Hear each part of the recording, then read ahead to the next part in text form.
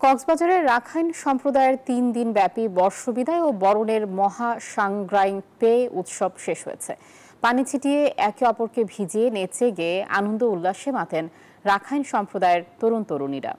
ঐতিহ্যবাহী জলকেলি উৎসব কক্সবাজার শহরসহ জেলার রাখাইন পল্লীগুলোতে ৪০টিরও বেশি ভেন্যুতে এই উৎসব উদযাপন করা হয়। ইরফানুল হাসানের রিপোর্টে বিস্তারিত। একে অপরকে পানি ছিটিয়ে জলকেলি উৎসবে মাতোয়ারা তরুণ তরুণীরা। কক্সবাজার শহরের রাখাইন পল্লীতে আনন্দ উদযাপনের দৃশ্য এটি। দল বেঁধে বাদ্যযন্ত্রের তালে নেচে গিয়ে নতুন বছরকে বরণে মেতে উঠেন তরুণ তরুণীরা। নানা রঙে ঢঙে সেজে দলবদ্ধভাবে ঘুরছেন এক প্যান্ডেল থেকে আরেক প্যান্ডেলে। আনন্দ উন্মাদনায় রাখাইন পল্লীগুলোতে উৎসবের আমেজ।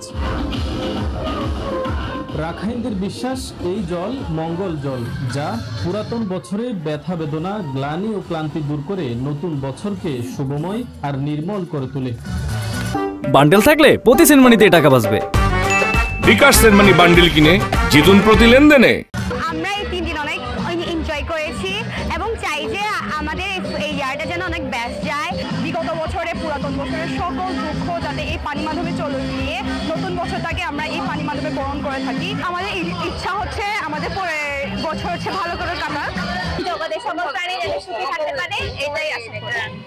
স্থানীয়দের পাশাপাশি উপভোগ করেন কক্সবাজারে ঘুরতে আসা পর্যটকরাও।